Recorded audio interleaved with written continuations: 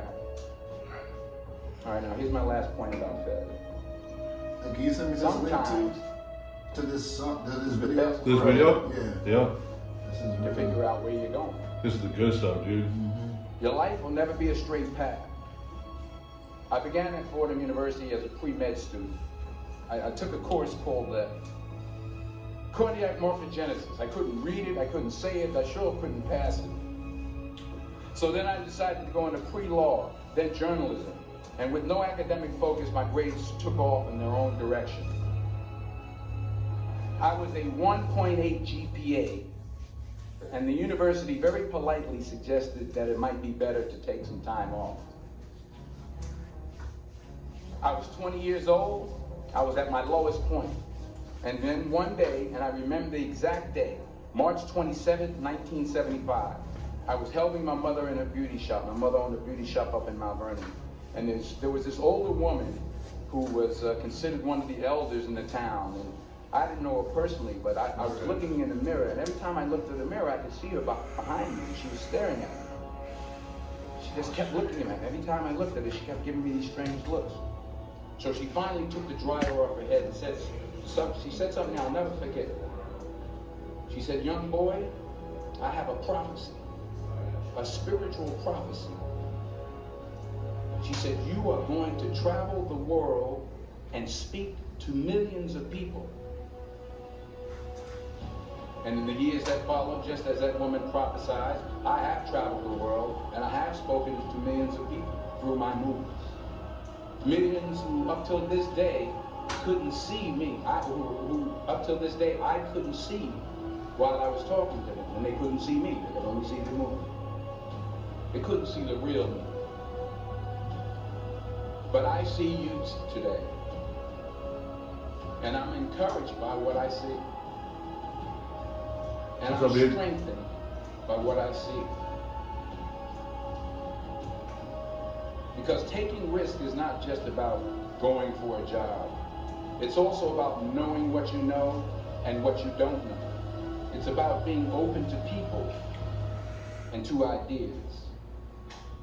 The chances you take, the people you meet, the people you love, the faith that you have, that's what's going to define you. Never be discouraged. Never hold back. Give everything you got. And when you fall throughout life, remember this. Fall forward.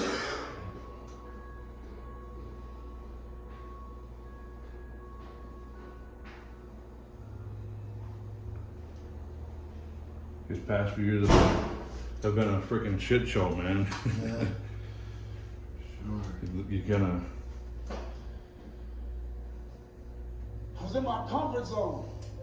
I was doing just enough to get by. I was working on a job. They paid me just enough to keep me from quitting, and I worked just hard enough to keep from getting fired. How many know people like that? Blink your eyes if you understand what I'm talking about. I was parked. I knew I could do more. But when my mama died, it took something out of me. When I went through a divorce, it took something out of me. When my best friend died, it took something out of me. I parked. You feel all that stuff happening? Somebody said that life is like an onion. I call that peripheral feedback. You have to peel It's it. like this muscle is so tight here and tense that it's affecting all those other areas that you feel releasing. And I'm, so when I push on it, that all that other That's stuff what is happened to you when you have a dream. the body's just communicating to me and to you. If you can feel it, that this is working Don't and ask, this is what why we did need. this have to happen to me? Why not you? Who would you suggest? You want to give us some names, some email addresses? And don't tell everybody. 80% don't care, and 20% glad it's you. It's called life. Suck it up and move on. Get over it.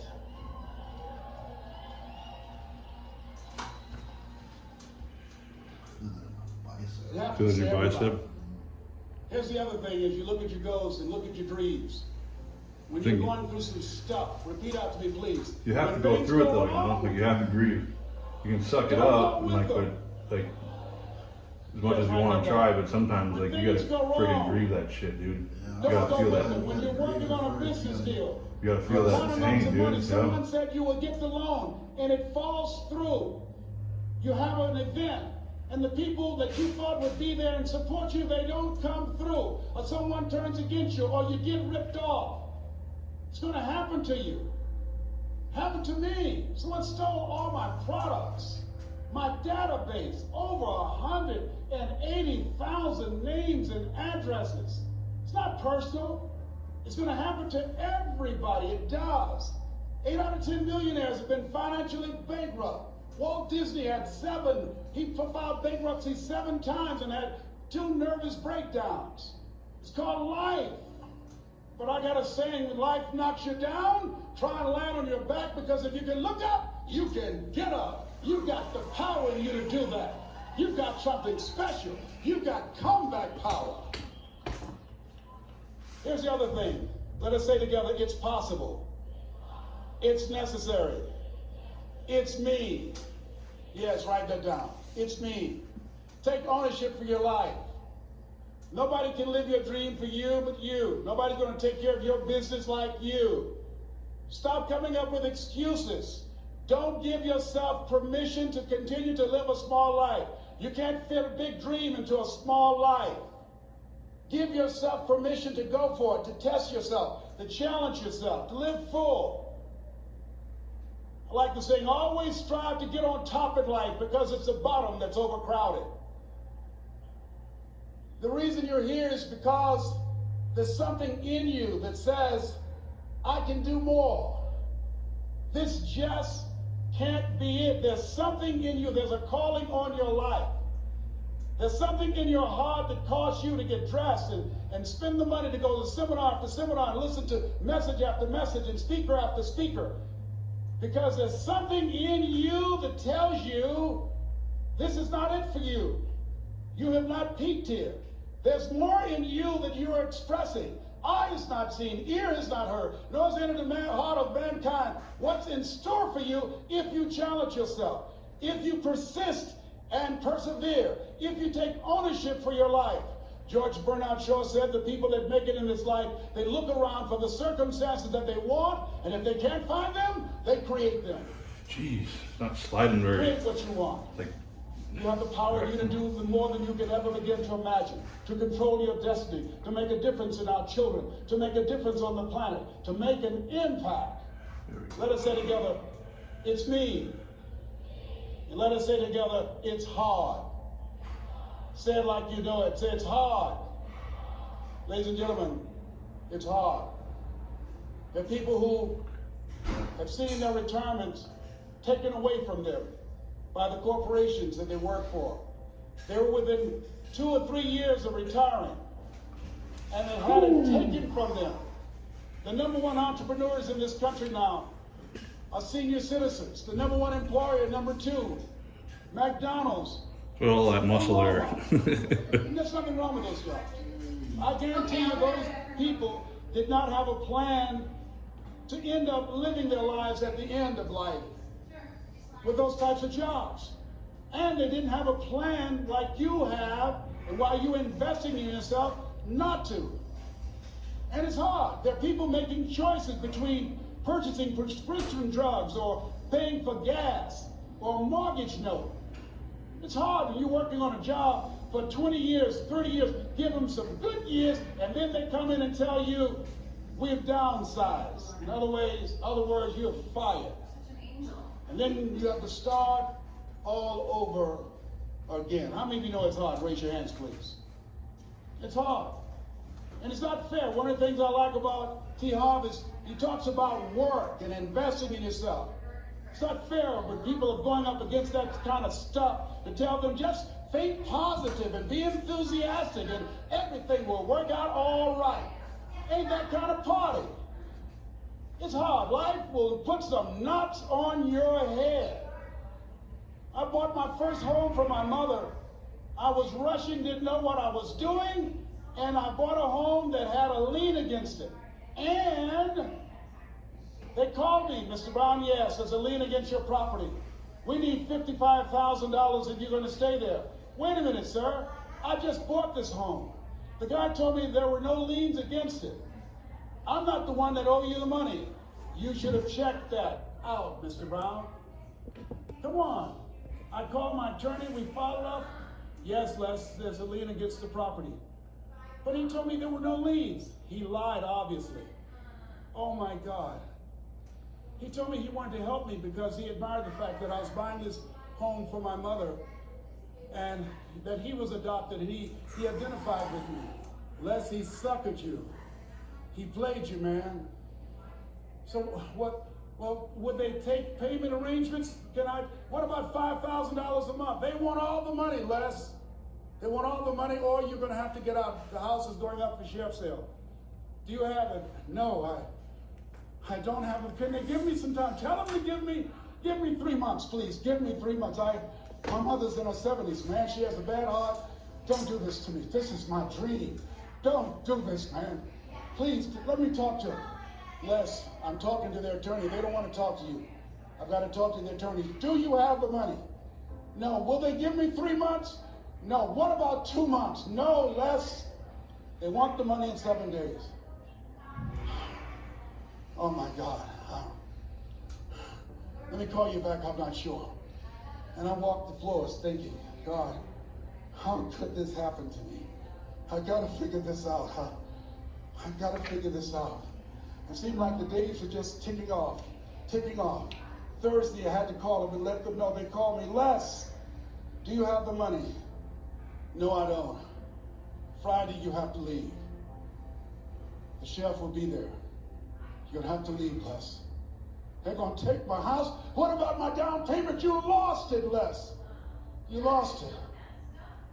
Okay. I got to go. Yes.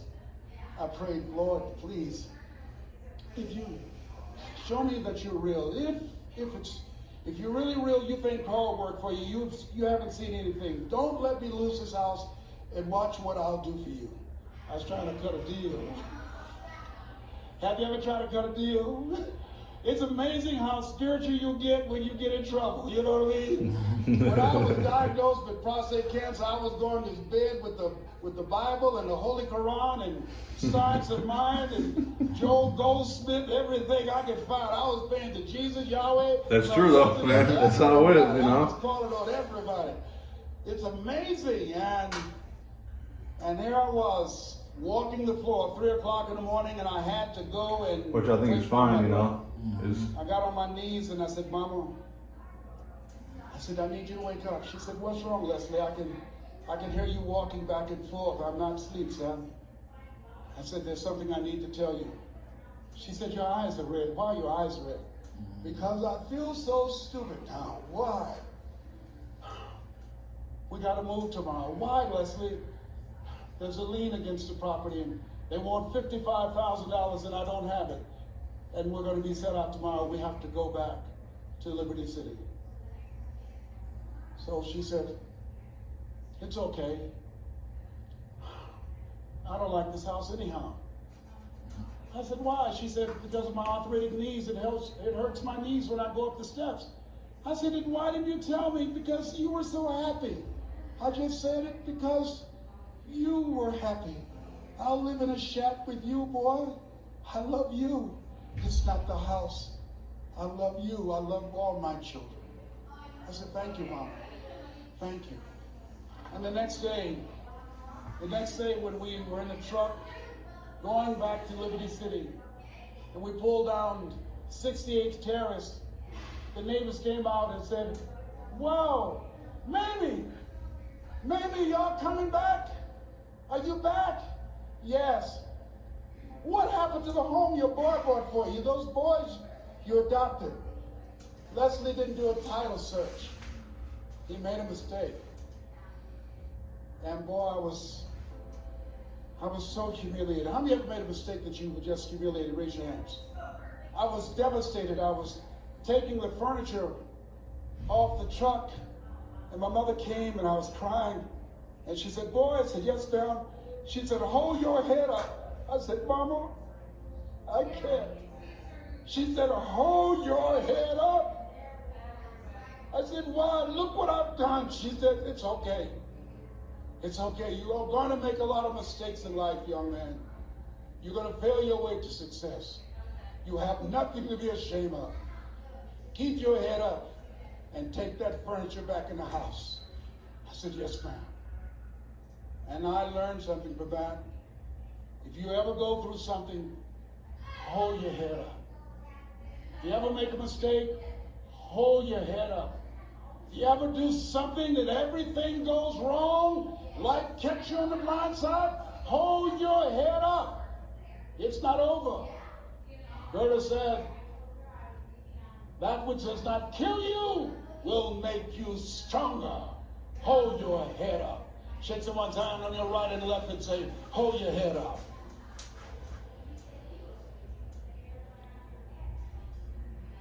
Here's something else, ladies and gentlemen.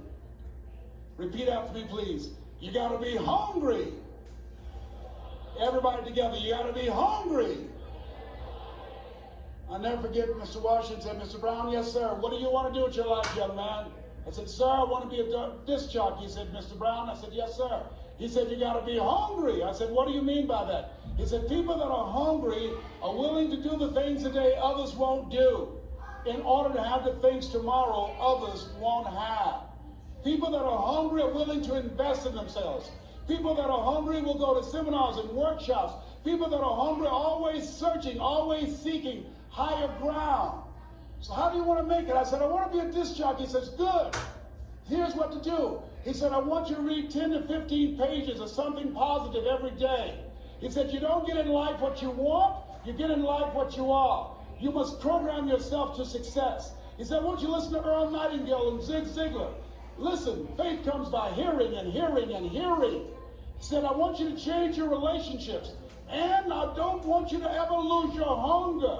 I said, what do you mean by that? He said, people that are hungry are unstoppable. People that are hungry are no matter what people. They make it happen no matter what. He said, I want you to listen to Paul Harvey. Who is he? He's the world's greatest communicator. Success leaves clues, young man. Always listen and follow people who are doing what it is you want to do at the level you want to do it, and learn from them. I told T. Harvey when we were standing by the stage, I said, hey man, I want to work more with you. I want you to coach me. I want to learn from you. See, I found you're never too old to learn, and you're never too young to teach. Always have a thirst for learning. So I listen to Paul Harvey every day on the radio. While in school, I would go out and listen in his car. He gave me his keys. I was working to develop myself. And I continued to listen to motivational messages, and he would take me to see the late Dr. Norman Vincent Peale, who wrote the book, The Power of Positive Thinking. I toured with him before he passed. You have something special. You have greatness within you. Don't allow your circumstances to determine who you are. Don't allow your negative thoughts to hold you back. You have something special. You can do more than you can ever begin to imagine. Dr. Peale was an incredible man. I admired him when he spoke. He gave me goosebumps. I can feel him in my heart. And I never forget, we were coming back to the school, and Mr. Washington said, Mr. Brown, yes, sir. When Dr. Peale spoke, you didn't move. When he spoke, you were hanging on every word. When he spoke, we didn't have to tell you to sit down and be quiet. Why? I said, sir, I could feel him when he talked. I felt like he was talking to me, sir. He said, he was. I said, but he doesn't know me, but he was speaking to you. Did you feel him in your heart? I said, yes, sir. He said, most people feel him in their head. If you felt him in your heart, he said, listen to him, sir. Follow him, learn from him. And I would go to seminars and workshops. Anywhere I would find where Dr. Peale was, I would be in the audience. I would drive 200 and 300 miles just to hear him speak. And my dream and vision was to share the stage with him. I thought about it. What is your goal? What is your vision? I want you to hold it in mind. There's some power in that. Because when I became involved in speaking, I'll never forget, I got a call from Og Mandino, who wrote the book, The Greatest Salesman in the World. He said, Les, I'm stuck in Philadelphia. I need to be in Kankakee. Dr. Norman Vincent Peale is appearing. I can't make it. I heard you're in Chicago. I said, yes, I am. Can you go and open for me? I said, yes, man, oh my God. Dr. Peel, I said, yes, I'd love to do it. And I went there and I came, I said, hi, I'm Les Brown. He said, you're not the band renowned? I said, You're no, on that tricep, I can feel I'm that, Mrs. like, Minnie your Brown's arteries baby boy. I'm tight. here to speak. Right, He right said, up come in here. backstage, and his wife, Martha, was there. That this part of the tricep attaches to the shoulder blade. Martha, Right Les there, Brown right? is here, the speaker. Yep, so it comes He underneath, said, Les goes Brown, underneath the teres. Teres goes Les over the Brown, shoot for tricep. the moon. Because even if you miss, you'll land among the stars. I said, sir, that's my quote. I wrote you when I was in the 11th grade. I was a part of a special education class project. That's my quote. He said, I know. I end all my speeches with that quote. And Dr. Peel had a great sense of humor. A young man was backstage, and I had so many questions to ask him, and my mind froze up. And the young guy said, Dr. Peel, how old are you? And he was up in age. He said, Sonny, I'm 92. The young man looked at him and said, I don't know if I want to live to get 92. He said, that's because you've never been 91. So I did the things that Mr. Washington suggested. I listened to motivational tapes on a regular basis. I would go to seminars and workshops whenever Zig Ziglar and Dr. Dennis Wigley and Jim Rohn would come to town. And I said, sir, what do you want me to do now? He said, Mr. Brown, I've given you everything that I can give you. He said, develop your mind, put your money where your mouth is, continue to learn how to be an effective communicator, because once you open your mouth, you tell the world who you are. And always surround yourself with OQP, only quality people. So I went to apply for a job on Miami Beach. WMBM radio station. Milton Butterball Smith was the program director. Hello, Mr. Butterball. How are you, sir? My name is Les Brown, sir. I'd like to be a disc jockey. He said, young man, you have any journalism in your background? I said, no, sir, I don't. You have any experience in broadcasting? I said, no, sir, but I practice all the time, sir. Let me audition for you, sir. Let me show you how In the front of your shoulder? It was a shot, sir. Yep. He says, no, we don't have any job for you. I've never been rejected. Raise your hands. All connected. I was devastated. I went back and I told Mr. Washington, I said, Mr. Washington, they said no. He said, don't take it personally. Most people are so negative, they have to say no 7 times before they say yes. He said, you gotta be hungry. Know your vitamin. Go back again. I said, yes, sir. Hello, Mr. Butterball. How are you, sir? My name is Les Brown, sir. I like to be a disc jockey. Young man, weren't you here yesterday? Yes, sir, I was. Didn't I tell you no yesterday? Yes, sir, you did. And why are you back today? Well, sir, I didn't know whether or not somebody was laid off or somebody was fired, sir. Nobody was laid off or fired. Now, get on out of here. I came back the next day. Hello, Mr. Butterball. How are you, sir? My name is Les Brown, sir. I like to be a disc jockey. I know what your name is. Weren't you here the last 2 days? Yes, sir, I was. Didn't I tell you no the last 2 days? Yes, sir, you did. Why are you back? Oh, sir, I didn't know whether or not someone got sick or someone died, sir. No one got sick or died. No one was laid off or fired. Now, don't you come back here again. I came back the next day talking loud, looking happy like I was seeing him for the first time. I said, oh, Mr. Butterball, how are you? He looked at me with rage. He says, go get me some coffee. I said, yes, sir. My favorite book says, the greatest among you will be your servant. How many of you are serious about your goals and dreams? Raise your hands. Very good. Write this down. Provide more service than you get paid for. Provide more service than you get paid for. I go to a lot of seminars and workshops. And one of the things I know about T. Howard Eckert, when I was sitting in the class with Robert Rampel and all of the other presenters, they hold themselves to high standards and they provide more information than anybody else in the industry, bar none. They hold nothing back because their commitment is for your success. And when you hold yourself to high standards, write this down, impact drives income. That's why you're here. Because the training, the seminars, been making a difference in your life. If they did not have impact, 200 or 300 people would be here, if that amount. Impact drives income. So I became the errand boy for the disc jockeys. I would go get their lunch and their dinner, and I would bring it to them in the control room, and I'd watch them working the control boards, knowing my time will come. Write this down. I expect to reach my goal. Yes, you want to operate with a spirit of expectation. I expect to reach my goal. So I started preparing for the next position. Never forget one quote that I heard. As you look at your life, look at your goals and dreams. It's better to be prepared for an opportunity and not have one than to have an opportunity and not be prepared. If you expect to reach your goal, prepare yourself now. And so then pretty soon, the guys at the station, they begin to take a liking to me. Write this down. Build relationships. As you're aware, people deal with people that they know, like, and trust. And so they would say, Leslie, yes, sir. Come here, yes. Come outside. Who did this? Oh, your car? Yes. Who cleaned my car? I did, sir. I would wax their cars on the weekend, inside and out. How much do you charge? Oh, nothing, sir. I just wanted to help out. I was providing more service than I got paid for. I was building relationships. I said, whoa, look here. Donna Ross and the Supremes are coming to town. The Four Tops and the Temptations. Here are my car keys. Pick them up for me. Take them to the Fontainebleau Hotel on Miami Beach. I said, yes, sir.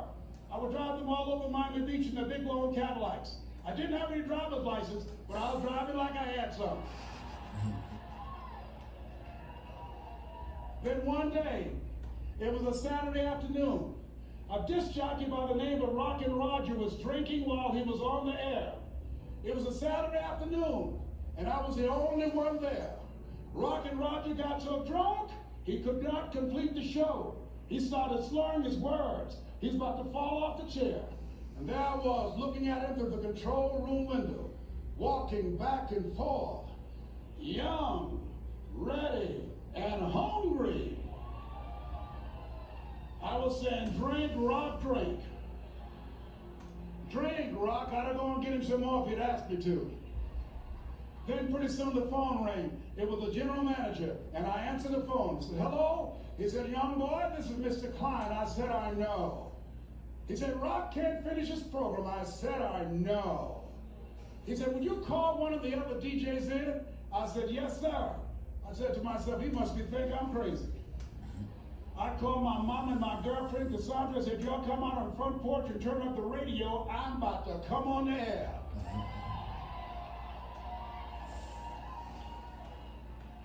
I waited for about 20 minutes, and I called him back. I said, Mr. Klein, I can't find nobody. He said, young boy, you know how to work the controls? I said, yes, sir. He said, go in there and segue the records, but don't say nothing here. I said, yes, sir. I couldn't wait to get old Rock out of the way. I put on a fast record. I said, look out, this is me, LB Triple P. Les Brown, your platter playing papa. There were none before me, and there will be none after me. Therefore, that makes me the one and only. Young and single, love Domingo, certified, bona fide, dutifully qualified to bring you satisfaction and a whole lot of action. Look out, baby, I'm your love man. I was hungry. I was hungry. Get old man a round of applause. I was hungry. I was hungry. You gotta be hungry. Shake someone's hand on your right and left all around you and say, you gotta be hungry. You gotta be hungry. To get those dreams out of your head and step into your greatness, you gotta be hungry. To get those ideas, that talent, that gift out of your system, you gotta be hungry. To get up off the canvas of life and understand what Willie Jolly meant, that a setback is a setup for a comeback. You gotta be hungry. People that are hungry are willing to do the things today others won't do in order to have the things tomorrow others won't have. How many of you got value out of what you heard thus far? Raise your hands, please. Very good. I'd like to leave this with you. I don't know what your goals are. I don't know what you want to do. Here's what I know about you. You have greatness within you. Here's what I know about you. I can help you to live full and to die empty. I can show you what I've learned. If anybody told me that I would be doing what I'm doing now, I leave here today, I go to New Orleans and speak there, then I'll be flown to Barcelona. If anybody told me, given my circumstances, born in an abandoned building on a poor section of Miami, Florida, called Liberty City, both my birth parents stood up and said, hello, son, I would not know either one. Being labeled educable mentally retarded, put back from the 5th grade to the 4th grade, failed again when I was in the 8th grade, no college training. Anybody told me the principles that I would teach you, that they would have the impact that it has had on my life. This Les Brown that you see, I did not know he existed. And I tell you that you have greatness within you. You have the ability to do more than you can ever begin to imagine. Come into the room with me. I guarantee your life will never be the same again. I like to leave this with you. I don't know what your goals are. Mine is to find a cure to autism. Mine is to find a cure to breast cancer and to prostate cancer. Mine is to work with our youth and to reduce the recidivism rate in our prisons and help young people learn how to become an asset to our society rather than a liability. Mine is to train speakers to become great communicators, to speak from their heart, not their heads, and teach them how to impact and create a new conversation so people can see the possibilities of life and overcome the possibility blindness that held me hostage for 14 years. I don't know what your goals are, but here's what I know about you, and I don't know you. You've got greatness within you. And I like to leave this with you, something my mother used to love to hear me say. Leslie, yes now, Mama. Say that thing for me, boy, that makes me feel good. I dedicate this to you, to the greatness in you, and to the dream that you showed up on the planet to produce. And it's simply this.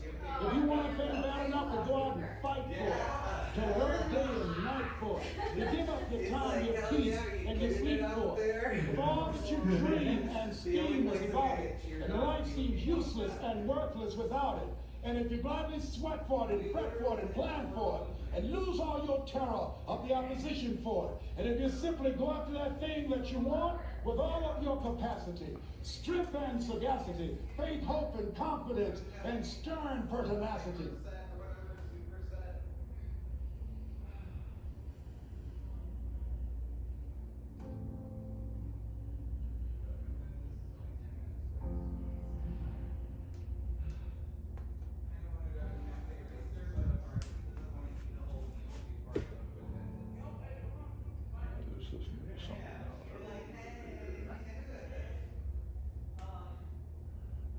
Watts. The worse you get, the more you go down to the Naraka world. But everything that goes up has to come down. So you can't improve yourself indefinitely. If you improve yourself beyond a certain limit, you simply start to get worse. Like when you make a knife too sharp, it begins to wear away. So the Buddhahood, or liberation, enlightenment, is on no place on the wheel, unless it might be the center. By ascending, by becoming better, you tie yourself to the wheel by gold chains. By retrogressing and becoming worse, you tie yourself to the wheel with iron chains. But the Buddha is one who gets rid of the chains altogether. And so this will explain why Buddhism, unlike Judaism and unlike Christianity, is not very, very frantically concerned with being good. It is concerned with being wise. It is concerned with being compassionate. It is a little different from being good. With having tremendous sympathy and understanding and respect for all the ignorant people who don't know that they're it, but who are playing the very far-out game of being you and I. And so this is why every Hindu greets his brother not by shaking hands, but by putting his hands together and bowing. This is why the Japanese bow to each other, basically. This is why Buddhist rituals are full of the bowing gesture, because you are honoring the self, playing the roles of all the people around you. And all the more honor is due when the self has forgotten what it's doing, and is therefore in a very far-out situation. Now, that is the basic Hindu view of the world. That's the cosmology which goes along with Buddhism. According to taste, temperament, tradition, popular belief, and so on, there is this additional idea that when the Lord, the self, pretends that it's each of us, it first of all pretends that it is something called the Jivatman. The Atman, the self, pretends to be an individual soul called the Jivatman. And the Jivatman reincarnates through a whole series of bodies, life after life after life. And according to what is called karma. Karma literally means doing.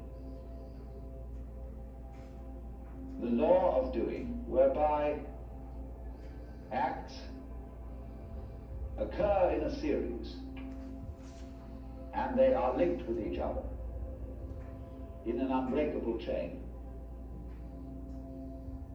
So everybody's karma is the life course that he will work out through maybe innumerable lifetimes. I'm not going into that because a lot of Buddhists don't believe that. You will find that the Zen people, for example, are quite divided on this. They will say, no, we don't believe literally in reincarnation. That after your funeral, you will suddenly become somebody different, living somewhere else. They will say reincarnation means this, that if you sitting here now are really convinced that you're the same person who walked in at the door half an hour ago, you're being reincarnated. If you're liberated, you'll understand that you're not. The past doesn't exist. The future doesn't exist. There is only the present. And that's the only real you that there is. The Zen master Dogen put it in this way. He said, spring does not become the summer. First there is summer, and then there is spring. Each season stays in its own place. And so in the same way, the you of yesterday does not become the you of today. T.S. Eliot has the same idea in his poem, The Fourth Quartet, where he says, when you settle down in the train to read your newspaper and so on, you are not the same person who a little while ago left the platform. If you think you are linking your moments up in a chain. And this is what binds you to the wheel of birth and death. But when you know that every moment at which you are is the only moment, this comes into Zen. A master will say to somebody, get up and walk across the room. And he comes back and he says, where are your footprints? They've gone. So where are you? Who are you? When we are asked who we are, we usually give a kind of recitation of a history. Well, I'm so-and-so, I was given this name by my parents, I've been to such and such a college, I've done these things in my profession, and I produce a little biography. Buddha says, forget it. That's not you. That's some story. That's all gone, that's all past. I want to see the real you are now. Well, nobody knows who that is, you see. Because we don't know ourselves except through listening to our echoes and consulting our memories. But then there's a real you, and that again leads us back to this question. Who are you? That is the real you. We shall see how they play with this in Zen, by the koans, to get you to come out of your shell and find out who you really are. Well now, whereas in India, this worldview is tied up with a whole culture involving every circumstance of everyday life. Hinduism is not a religion in the same sense that, say, being an Episcopalian or even a Roman Catholic. Hinduism is not a religion, it is a culture. In this respect, it's more like Judaism than Christianity. Because a person is still recognizable as a Jew, even though they don't go to synagogue. Because there's certain cultural things that Jewish people who come of a line of Jewish parents, people who have been practicing Jews, they still continue certain ways of doing things, certain mannerisms, certain attitudes, and so they are cultural Jews instead of religious Jews. Now, Hinduism is the same sort of thing. It is a religion culture. And so it involves living in India, really, to be a Hindu. Because of the differences of climate, the differences of arts and crafts, technology, you can't be a Hindu in the full sense in Japan or in the United States. So what is Buddhism? Buddhism is Hinduism stripped for export. Now the Buddha was a reformer, you might say, in the highest sense of a reformer. Someone who wants to go to the original form, or to reform it for the needs of a certain time. The word Buddha is a title, not a proper name. Same way as Christ means the anointed, and it's not the surname of Jesus. So Buddha is not the surname of Gautama. It means the one who is awakened, from the root in Sanskrit, Buddha, B-U-D-H, to know. The man who woke up, who discovered who he really was. Now the thing that wherein the crucial point, wherein Buddhism differs from Hinduism, is it doesn't say who you are. It has no idea, no concept, and I emphasize the word idea and concept. It has no idea and no concept of God. Because Buddhism is not interested in concepts. It's interested in direct experience, and direct experience only. So from the Buddhist standpoint, all concepts are wrong. Just in the same way that nothing is really what you say it is. Is this a stool? It isn't now, it's a wastebasket.